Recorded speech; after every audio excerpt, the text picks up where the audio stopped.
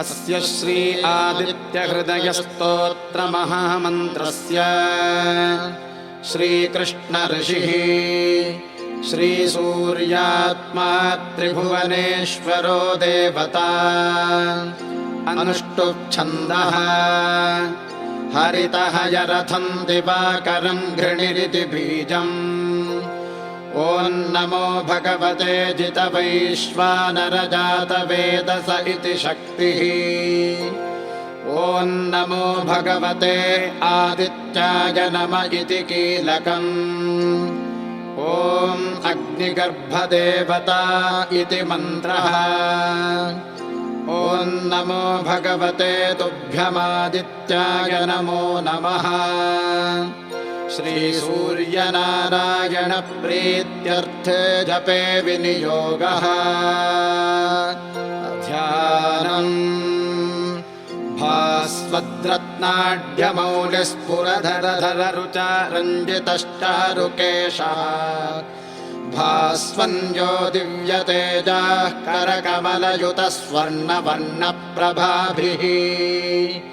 विश्वाकाशावकाशाग्रहपतिशिखरे भाति यश्चोदयाद्रौ सर्वानन्दप्रदाता हरिहरनमितः पातु माम् विश्वचक्षुः सर्वज्ञः सर्वगश्चैव सर्वकारणदेवता सर्वेशम् सर्वहृदयम् नमामि सर्वसाक्षिणम् सर्वात्मा सर्वकर्ता च सृष्टिजीवनपालकः इतः स्वर्गागवर्गश्च भास्करेश नमोऽस्तु ते नमो नमस्तेऽस्तु सदा विभावसो सर्वात्मने सप्तहयाय भानवे अनन्तशक्तिर्मणिभूषणेन ददस्तु भक्तिम् मम भुक्तिमव्ययम् अर्कन्तु मूर्ध्नि विन्यस्य ललाटे च रविन्यसेत् विन्यसेनेत्रयोः सूर्यम् कर्णयोश्च दिवाकरम् नासिकायान्यसेद्भानुम् मुखे वै भास्करम् न्यसेत् पर्जन्यमोष्ठयोश्चैव तीक्ष्णम् जिह्वान्तरेऽन्यसेत् सुवर्णरेतसङ्कण्ठे स्कन्धयोस्तिग्मतेजसम् बाह्वोऽस्तु भूषणम् चैव मित्रम् वै पृष्ठतोऽन्यसेत् वरुणम् दक्षिणे हस्ते त्वष्टारम् वामतः करे हस्तः उष्णकरः पातु हृदयम् पातु भानुमान् उदरे तु यमम् विद्यादादित्यम् नाभिमण्डले कट्यान्तु विन्यसेद्धंसम् रुद्रमूर्वोऽस्तु विन्यसेत् जान्वोस्तगोपतिम् न्यस्य सवितारन्तु जङ्घयोः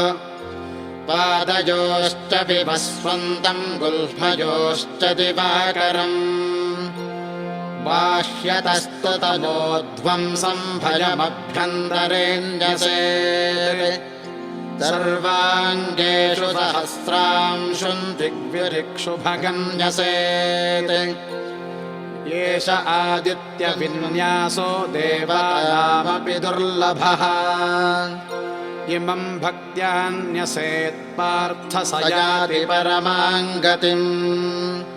कामक्रोधकृतात् पापान्मुच्यते नात्र संशयः सर्वादपि भयम् नैव सङ्ग्रामेषु पथेष्वपि रिपुसङ्घट्टकालेषु तथा चोरसमागमे त्रिसन्ध्यम् जपतोऽन्यासम् महापातकनाशनम् विस्फोटकसमुत्पन्नम् तीव्रज्वरसमन्भवम् शिरोरोगम् नेत्ररोगम् सर्वव्याधिविनाशनम् कुष्ठव्याधिस्तथा दद्रुरोगाश्च विविधाश्च ये जपमानस्य नश्यन्ति शृणु भक्त्या तदर्जुन आदित्यो मन्त्रसंयुक्त आदित्यो भुवनेश्वरः आदित्यान्नापरो देवोऽश्चादित्यः परमेश्वरः आदित्यमर्चयेत् ब्रह्मा शिवादित्यमर्चयेत् यदादित्यमयम् तेजो मम तेजस्तदर्जुन आदित्यम् मन्त्रसंयुक्तमादित्यम् भुवनेश्वरम् आदित्यम् ये प्रपश्यन्ति मा पश्यन्ति न संशयः त्रिसन्ध्यमर्चयेत् सूर्यम् स्मरेत् भक्त्या तु यो नरः न स पश्यति दारिद्र्यम् जन्म जन्म विचार्जुन एतत्ते कथितम् पार्थ आदित्यहृदयम् मया शृण्वन्मुक्तश्च पापेभ्यः सूर्यलोके महीयते नमो भगवते तुभ्यमादित्याय नमो नमः आदित्यः सविता सूर्यः खगः पूषा गभस्तिमान् सुवर्णस्फटिको भानुस्फुरितो विश्वतापनः रविर्विश्वो महातेजः सुवर्णः सुप्रबोधकः हिरण्यगर्भस्य शिरास्तपनो भास्करो रविः मार्ताण्डो गोपतिः श्रीमान् कृतज्ञश्च प्रतापवान् तमिस्रः भगोऽहंसो नातस्यश्च तमोनुदः शुद्धो विरोचनः केशी सहस्रांशुर्महाप्रभुः विवस्वान् पूषणो मृत्युर्विहिरो जामदग्न्यजित् घर्मरश्मिः पतङ्गश्च शरणो मित्रः तपः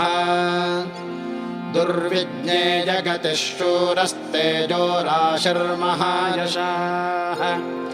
शम्भुश्चित्राङ्गदः सौम्यो हव्यकव्यप्रदायकः अंशुमानुत्तमो देवऋग्यजुः साम एव च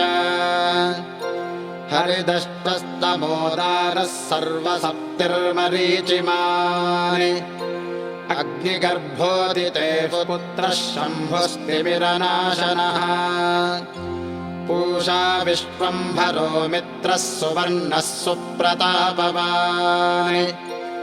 आतपी मण्डले भास्वांस्तवनः सर्वतापनः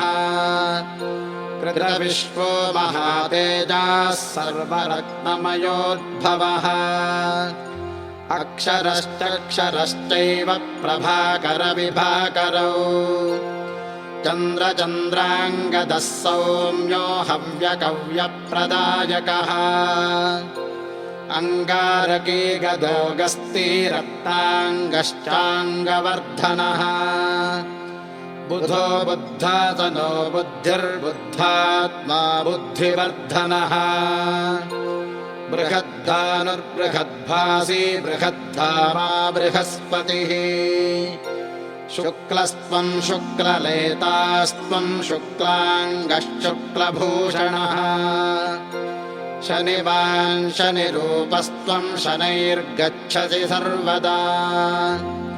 अनादिरादिरादित्यस्तेजो राशिर्महातपाः अनादिरादिरूपस्त्वमादित्यो दिक्पतिर्यमः भानुमान् भानुरूपस्त्वं सर्भानुर्भानुदीप्तिमान् धूमकेतुर्महाकेतुः सर्वकेतुरनुत्तमः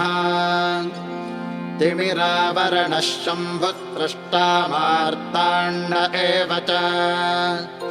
नमः पूर्वाय तरगे पश्चिमाय नमो नमः नमोत्तराय तरगे दक्षिणाय नमो नमः नमो नमः सहस्रांशोऽह्यादित्याय नमो नमः नमः पद्मप्रबोधाय नमस्ते द्वादशात्मने नमो विश्वप्रबोधाय नमो व्राजिष्णुजिष्णवे ज्योतिषे च नमस्तुभ्यं ज्ञानार्काय नमो नमः प्रदीप्ताय प्रगल्भाय युगान्ताय नमो नमः नमस्ते होत्रपतये पृथिवीपतये नमः।